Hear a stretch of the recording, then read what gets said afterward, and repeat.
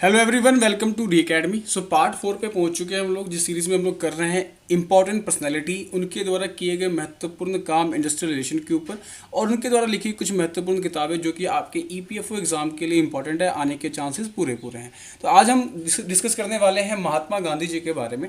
महात्मा गांधी जी की अगर एक फिलॉसफी की बात की जाए तो किसी भी एक फिलॉसफी पे किताबें लिखी जा सकती है, लेकिन मुझे जितना डाटा अवेलेबल हुआ है जिस भी तरीके से, मैंने कोशिश की कि आपको एक कंपाइल करके एक ओवरव्यू दूँ कि महात्मा गांधी जी का इंडस्ट्रियल रिलेशन के ऊपर, ट्रेड यूनियन के ऊपर, स्ट्राइक के ऊपर, एम्प्लॉय और एम्प्लॉयर के ऊपर क्या व्यू था। तो आइए स्टार्ट करते हैं इस वीडियो को। तो पहली बात कि इंडस्ट्रियल रिलेशन का इसेंस क्या समझते थे महात्मा गांधी। तो कहते थे कि मैनेजमेंट किस तरीके से ट्रीट करता है वर्कर्स को और वर्कर क्या समझता है ऑर्गेनाइजेशन के बारे में, एम्प्लॉयर के बारे में, यही इसेंस है इंडस्ट्रियल रिलेशन का। यही इसेंस है इंडस्ट्रियल रिलेशन का। और इस इंडस्ट्रियल रिलेशन में ट्रेड यूनियन और एम्प्लॉयर्स का जो एसोसिएशन होता है, ये दो प्रिंसिपल पार्टीज होती हैं जो लीड करती हैं। एक लीड करता है वर्कर्स को और एक लीड करता है एम्प्लॉयर्स को। ठीक है, तो दो प्रिंसिपल पार्टीज है महात्मा गांधी जी के हिसाब से, ट्रेड यूनियन और एम्प्लॉयर्स एसोसिएशन।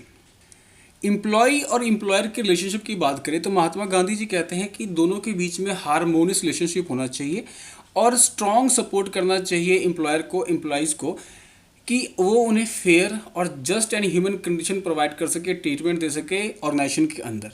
इसके अलावा उन्होंने आर्ग्यू किया कि आप ना फेयर वेज दो एम्प्लॉय को, ताकि वो अपनी लाइवलीहुड से को सर्वाइव कर सके, एक अपने बच्चों को एजुकेशन प्रोवाइड कर सके। ये दो बातें उन्होंने कही थी महात्मा गांधी जी ने, और उसको सपोर्ट किया था, आर्ग्यू किया था फेयर वेज को। आपको याद रखना है, फेयर वेज को महात्मा गांधी जी ने आर्ग्यू किया था। कन्फ्लिक्ट क्यों होता है लेबर और ऑर्गेनाइजेशन के अंदर, जो कैपिटलिस्टिक ऑर्गेनाइजेशन होता है उसके अंदर कन्फ्लिक्ट क्यों होता है। तो महात्मा गांधी जी कहते हैं कि कन्फ्लिक्ट चार तरीके के होते हैं ऑर्गेनाइजेशन के अंदर। इकोनॉमिक होता है, पॉलिटिकल होता है, सोशल होता है और मेथोडोलॉजिकल होता है। अर्थात इकोनॉमिकल मतलब जो पैसों से, जो फाइनेंशियल जो डिफरेंस है एम्प्लॉय और एम्प्लॉयर के बीच में, उसकी वजह से जो होता है। पॉलिटिकल मतलब जो पावर पॉलिटिक्स चलता है, वर्कर्स जब चाहे कि वो ऑर्गेनाइजेशन बनाए, ट्रेड यूनियन बनाए और कुछ राइट्स ले एम्प्लॉयर से, उस वजह से जो कन्फ्लिक्ट होता है। सोशल, तो जैसा कि हमने एक प्रिंसिपल भी पढ़ा था तो कार्ल मार्क्स का, कि सोसाइटी का इम्पैक्ट होता है ऑर्गेनाइजेशन के अंदर, तो ये भी उनका मानना था। और मैथोलॉजिकल मतलब कि किस तरीके से एम्प्लॉय को ट्रीट करता है, क्या कंडीशन देता है, क्या ट्रीटमेंट करता है। तो ये चार तरीकों से, चार वजह से क्या होता है ऑर्गेनाइजेशन के अंदर कन्फ्लिक्ट होता है। ट्रेड यूनियन के बारे में क्या कहना था उनका। कहते हैं कि labour plays a crucial role in Gandhian economics. Gandhian economics के अंदर लेबर जो है वो एक क्रूशियल रोल प्ले करता है, और गांधी जी खुद फेवर करते हैं ट्रेड यूनियंस का। गांधी जी खुद फेवर करते हैं ट्रेड यूनियंस का in different places. The activities of trade union should be passed on non violence, truth and arbitration. तो जो ट्रेड यूनियन का जो एक्टिविटी होना चाहिए वो किस तरीका होना चाहिए कि नॉन वायलेंस तरीके से, सत्य के आधार पर, और आर्बिट्रेशन मध्यस्थता करना चाहिए, ना कि उन्हें झगड़ा करना चाहिए, स्ट्राइक करना चाहिए। स्ट्राइक को बार बार प्रमोट करने की बात नहीं करते हैं। स्ट्राइक के बारे में उन्होंने कहा था कि जो स्ट्राइक है वो लास्ट रिसोर्ट होना चाहिए। स्ट्राइक को जो ट्रेड यूनियंस है उन्हें स्ट्राइक को अंतिम हथियार की तरह यूज़ करना चाहिए। जब बात से, आर्बिट्रेशन से फैसला ना हो तब उन्हें स्ट्राइक करना चाहिए, ये नहीं कि बात बात पर आप स्ट्राइक कर रहे हो।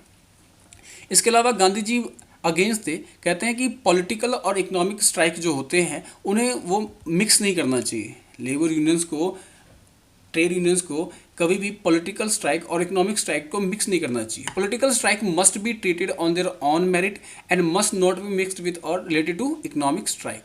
तो जो इकोनॉमिक स्ट्राइक होता है, जैसे कि सैलरी बढ़ाओ, बोनस दो, ये जो इस तरीके की जो स्ट्राइक है उन्हें कभी भी पॉलिटिकल स्ट्राइक में मिक्स नहीं करना चाहिए। फॉर एग्जांपल, हमें राइट्स दो, हमें पावर दो, हमें ऑर्गेनाइजेशन के अंदर और पावर चाहिए, तो इन दोनों ही मुद्दों को कभी भी आपस में मिक्स नहीं करना चाहिए। ये गांधी जी का व्यू था स्ट्राइक के ऊपर। कन्फ्लिक्ट रेजोल्यूशन की जब बात आई तो कहते हैं कि जो रूट कॉज है ऑर्गेनाइजेशन के अंदर, मैनेजमेंट के अंदर कन्फ्लिक्ट का, वो क्या है, वो है misconception and ignorance about each others duty and obligation. जो वर्कर की ड्यूटी है वो वर्कर पूरी नहीं कर रहा है, और जो एम्प्लॉयर के जो ड्यूटी है वो एम्प्लॉयर पूरी नहीं कर रहा है। और यही मिसकंसेप्शन या यही इग्नोरेंस क्या है, मेन रीज़न है, रूट कॉज है conflict between labour and management का। ठीक है, इसके अलावा conflicts can be resolve by educating the workers, कहते हैं कि कन्फ्लिक्ट को रिजॉल्व कैसे किया जा सकता है, ख़त्म कैसे किया जा सकता है परमानेंटली। तो इसका रीज़न उन्होंने जो सोल्यूशन बताया वो बताया कि आप वर्कर्स को एडुकेट करो, पढ़ाओ। जब वर्कर्स पढ़े लिखे होंगे, जब उन्हें अपने अधिकारों का ज्ञान होगा, तब जाके कन्फ्लिक्ट कम हो सकते हैं। Enabling them to realise their strength, उन्हें अपनी शक्ति का पता होना चाहिए। फॉर एग्ज़ाम्पल, जिस तरीके से यूरोप में, आप कह सकते हो ब्रिटेन में क्या हुआ था, वर्ल्ड वॉर 1 और 2 के दौरान लेबर्स को अपनी स्ट्रेंथ का रियलाइज़ हुआ था कि अगर हम अभी फैक्ट्री में काम नहीं करेंगे तो क्या होगा, कंट्री या हार सकती है। तो इसके जब उन्हें ये स्ट्रेंथ का पता लगा तो उन्होंने अपनी डिमांड्स रखी थी उस टाइम, और डिमांड्स को मानी गई थी। ठीक है। इसके अलावा ऑर्गेनाइज्ड एंड इनलाइटेंड लेबर, उन्हें एक ज्ञान दो लेबर्स को मेनली, ताकि उन्हें अपने अधिकारों का पता रहे। ठीक है। Gandhi believe that strong hearted enlightened minds willing hands can brave all odds and remove all obstacle. कह रहा है जब इनलाइटेंड माइंड होगा, मतलब कि ज्ञानी दिमाग या समझदार आदमी जब होगा, जब वो करना चाहेगा कुछ, तब क्या होगा, सारे दुविधा, सारे ऑब्स्टेकल, मुसीबतें खुद ही क्या होंगे, रिमूव हो जाएंगी। तो ये गांधी जी का विचार था कन्फ्लिक्ट रिजोल्यूशन के ऊपर, जो कन्फ्लिक्ट अराइज होता है लेबर और मैनेजमेंट के अंदर। इसके अलावा कुछ पॉइंट देखे तो गांधी जी एडवोकेट करते थे कि reduction of working hour from 12 to 10। Gandhi ji के टाइम में वर्किंग आवर 12 आवर हुआ करता था मेनली, तो उस टाइम उन्होंने कहा कि वर्किंग आवर 12 को 10 कर दो। 10 करने से आपके आउटपुट में कोई अंतर नहीं आएगा, बल्कि लेबर्स को अपने ऊपर ध्यान, स्वास्थ्य के ऊपर ध्यान और अदर चीज़ों के ऊपर ध्यान देने के लिए अधिक समय मिलेगा, जिससे वो खुश होंगे ऑर्गेनाइजेशन से और अपना आउटपुट और ज़्यादा देंगे, अपना प्रोडक्टिविटी और बढ़ाएंगे ऑर्गेनाइजेशन के अंदर।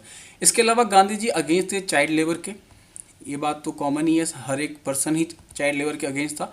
यहाँ पे एक खास बात है जो गांधी जी कहते हैं वुमेन जो है वो गुड हाउस होल्डर है, वो घर में ज़्यादा अच्छा काम करते हैं, घर संभालने का काम ज़्यादा अच्छा करते हैं, and devote their time in looking after the family and children for better health. इसलिए उन्हें घर में काम करना चाहिए, अपनी फैमिली और अपने बच्चों को के ऊपर अधिक ध्यान देना चाहिए।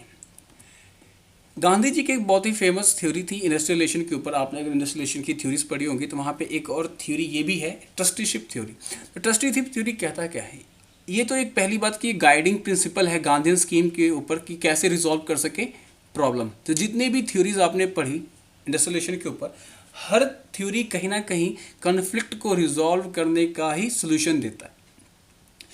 तो ये थ्योरी क्या कहता है, ये थ्योरी कहता है कि जो रिच है should hold all their property, जो ने प्रॉपर्टी जो होल्ड करके रखा हुआ है in trust of the poor, वो गरीबों के ट्रस्ट पे वो उसे होल्ड करके रख रहे हैं, और उन्हें उनसे जो बेनिफिट होता है उन्हें एक्सपेंड करना चाहिए पुअर्स तक को। मतलब कि है वो सभी के, जितनी भी रिसोर्सेज, जितनी भी प्रॉपर्टी जो अमीर लोगों ने होल्ड करके रखी है, वो प्रॉपर्टी उनकी नहीं है, वो प्रॉपर्टी सबकी है, वो नेचर में सबका अधिकार है, पर उन्होंने होल्ड कर रखा है इंटरेस्ट ऑफ पुअर।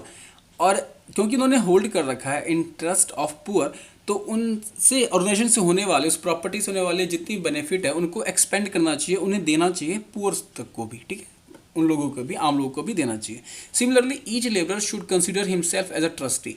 इसी तरीके से लेबर जो भी, जितने भी लेबर हैं उन्हें ट्रस्टी, मतलब एक तरीके से अधिकार, मालिकाना अधिकार समझना चाहिए, कंसिडर करना चाहिए खुद को, और for the welfare of his follow labours. तो ऐसा करने से क्या होगा, वो जितने भी फॉलो लेबर्स हैं उनके साथ है, उनके वेलफेयर में वो कंट्रीब्यूट कर सकते हैं। इसके अलावा trusteeship theory is not unilateral. Trusteeship theory unilateral नहीं है, ये यूनिलैटरल नहीं है, ये क्या करता है, ये दोनों को मिला के काम करने की बात करता है। एम्प्लॉयर और एम्प्लॉय जो है, क्योंकि यहाँ पे देखो, यहाँ पे क्या कह रहा है कि जो एम्प्लॉयर है उन्हें समझना चाहिए कि उन्होंने इंटरेस्ट ऑफ पुअर प्रॉपर्टी को होल्ड कर रखा है, और जो लेबरर है उन्हें समझना चाहिए कि वो तो ट्रस्टी है। यहाँ पे दोनों को साथ लेके काम करने की बात कह रही है। It is a perfectly a mutual affair. ये क्या है, परफेक्ट एक म्यूचुअल अफेयर की बात कर रहा है, दोनों को साथ मिलके चलने की बात कर रहा है। And each believes that its own interest is best safeguarded by safeguarding the interest of other. और जब म्यूचुअल अफेयर, जब म्यूचुअल अंडरस्टैंडिंग बनेगी, एक दूसरे को समझेंगे, तो इससे क्या होगा, तब वो समझेंगे कि दूसरे के जो राइट्स है, जो इंटरेस्ट है, उन्हें बचा के वो खुद के इंटरेस्ट को बचा रहे हैं, या यूँ कहो कि वो अगर खुद के इंटरेस्ट को सेफ गार्ड कर रहे हैं तो इस तरीके से वो दूसरे के इंटरेस्ट को भी सेफ गार्ड कर रहे हैं। यहाँ पे म्यूचुअल अफेयर की बात कह रहे हैं।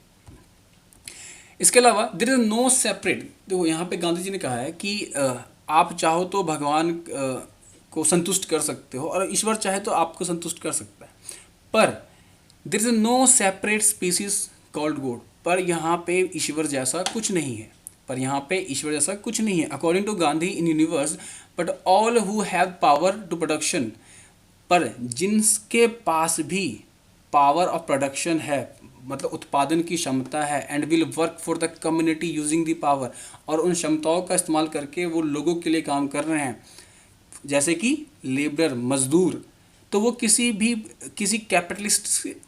कैपिटलिस्ट या कहो कि भगवान से कम नहीं है। ये गांधी जी की फिलॉसफी थी। हरिजन जो बुक है उनकी, उन्होंने में ये मेंशन किया हुआ है, ठीक है। उन्होंने एक मतलब आसान भाषा में ये कहो कि मजदूर के पास क्या है, पावर ऑफ प्रोडक्शन है, और प्रोडक्शन करके अदर लोगों के लिए क्या करता है, बेनिफिट देता है। तो मजदूर क्या है यहाँ पे, किसी रिच से या किसी कैपिटलिस्ट या किसी गॉड से कम नहीं है, वो यहाँ पे भगवान है। Gandhi truth and non violence have been basic mean to address labour problem. तो गांधी जी का जो मीन था वो क्या था, मीन मतलब तरीका जो था वो क्या था, ट्रुथ और नॉन वायलेंस, यही था लेबर प्रॉब्लम को एड्रेस करने का। इसके अलावा एक टर्म है गांधी जी से associated, bread labour. Bread labour का मतलब क्या हुआ, जैसा कि यहाँ पे नाम से पता लग रहा है ब्रेड, ये खाने वाला ब्रेड ही आप समझो। तो पहली बात कि जो लेबर है उनके 4 कंपोनेंट है। गांधी जी इन चारों कंपोनेंट पे बिलीव करते थे। असल में ये जो चीज़ें दी हुई है, कॉइन की गई है, ये कॉइन बाय है टीएम बॉन्ड्रेफ, एक रशियन राइटर थे। इस राइटर से गांधी जी काफ़ी प्रभावित थे और इनके द्वारा जो भी स्टेटमेंट्स थी उनसे वो काफ़ी ज़्यादा एसोसिएट भी करते थे खुद को। इनके अकॉर्डिंग लेबर हैड 4 कंपोनेंट। पहला bread labour, second intellectual labour, fourth labour as an instrument for self actualisation. इसके अलावा फोर्थ जो है labour as a method of service to others. तो ये 4 कंपोनेंट होते हैं, ये 4 तरीके के लेबर होते हैं। तो ब्रेड लेबर का मतलब होता है वो जो मजदूरी करके खाते हैं, एक तरीके से आप ये समझो। तो गांधी जी कहते हैं आई एक्सेप्टेड, गांधी जी कहते हैं, गांधी जी भी एक्सेप्ट करते थे थ्योरी को। He stipulates that man must earn his bread by labouring his with his own hand. Gandhi ji कहते हैं कि इंसान को अपना ब्रेड या अपनी रोटी आप समझो, अपना भोजन कैसे अर्न करना चाहिए, अपने हाथों से मेहनत करके ही खानी चाहिए, मतलब मेहनत का ही खाना चाहिए। A man does not have the right to eat without doing any physical labour. Gandhi ji कहते हैं कि मनुष्य को अधिकार नहीं है भोजन करने का बिना किसी फिजिकल लेबर से, मतलब मेहनत करके ही खाने की सलाह दे रहे हैं यहाँ पे गांधी जी। इसके अलावा for dignity of labour rights and duties, तो ये कहते हैं कि should understand their rights and the methods to get them enforced. वो अब लेबर की जो डिग्निटी है, राइट्स हैं, ड्यूटीज़ है, ये कैसे उन्हें समझ आएगा, ये डिग्निटी कैसे मिलेगी उन्हें, तब मिलेगी जब वो अपने राइट्स को समझ सकते हैं, और उन्हें इन्फोर्स कैसे करना है ये भी उन्हें समझ आएगा। मेनली यहाँ पे एजुकेट करने की बात कर रही है। For that they need power, education and training. इसलिए इसके लिए उन्हें क्या चाहिए, शिक्षा और ट्रेनिंग चाहिए। एक्स्ट्रा पॉइंट में आपको ये याद रखना है कि international day of non violence celebrate किया जाता है वर्ल्ड लेवल पे 2 अक्टूबर, गांधी जयंती के दिन। ये बात आपको याद रखनी है। इसके अलावा 2 चीज़ें मैंने यहाँ पे छोड़ दी हैं, वो आपको पढ़ना है खुद से। मैं उम्मीद करता हूँ कि आपने मॉडर्न हिस्ट्री में पढ़ा होगा। एक तो खेड़ा का जो सत्याग्रह था, जो मूवमेंट था, और एक था अहमदाबाद मिल मूवमेंट जो था। तो ये 2 मूवमेंट जो थे गांधी जी के लाइफ से एसोसिएटेड है इंडस्ट्रियल लेजिस्लेशन के ऊपर, क्योंकि आपको पता होगा कि अहमदाबाद मिल में क्या हुआ था, उन्होंने भूख हड़ताल करी थी वर्कर्स के फेवर के लिए। तो ये 2 चीज़ें आपको यहाँ पे याद रखनी है, तो वो आपने खुद पढ़ना है मॉडर्न हिस्ट्री के बुक से।